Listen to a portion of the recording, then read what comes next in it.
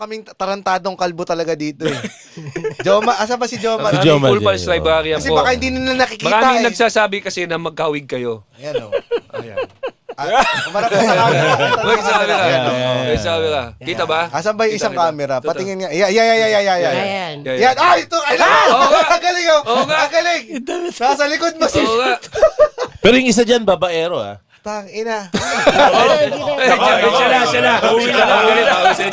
Siya na daw po. Andiyan yung misis, oh. Isang episode, 4 na kalbo kagad yung nandito. Yari. Thank you very much, Sir Paul Medina Jr. and Tarantadong Kalbo. At kayo po ba, gano'n na kayo katagal magkakilala? Kailan lang eh. Siguro mga 2 years pa lang na nagsama kami sa convention. Nag-kiss na po ba kayo? Hindi ba na nag-kiss agad? Naka-table. Sinong unang bumati? Hindi nila sinagot eh, no? Pwede naman sagutin ng no.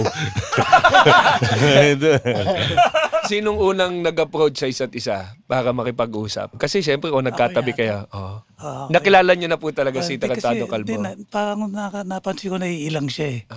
Nailang siya na. So, tawag ko pa sa kanya Eric eh. O Eric, yung pala Kevin ang tawag sa kanya. Hindi po yan ang pangalan ko. Dalawang pangalan niya, Kevin Eric. Kevin Eric Raimundo. Yan. Pero totoo ba yun? Eric tama? Kevin. Oh, Kevin. Oh, sige. Raimundo na lang. Totoo ba yung sinabi ni Sir Paul na... Actually, hindi naiinom? totoo. Ako una. Ay, ikaw ba una? Sige, sapakan na lang. Iinom na naman. Kasi hindi pa Tarantadong Kalbo. Hindi pa na ako ng Pugad Baboy. So, hindi niya ako kilala. Nakapila pa siya sa magpapapirma sa akin. Yung pala yung first time. Anong pinapirmahan mo kay Sir Paul? Ang dami niyang libro eh. Nasa 34 na. So magkano mo na nabenta yung iba? Secret. Dala niya ito. So ever since fan ka na ng Pugad Baboy? Oo, walang Tarantadong Kalbo kung walang Pugad Baboy. So may ibig sabihin may porsyento ba ng kita mo? Wala. Linawin lang natin Sir Paul kasi kung wala kayo, wala siya eh.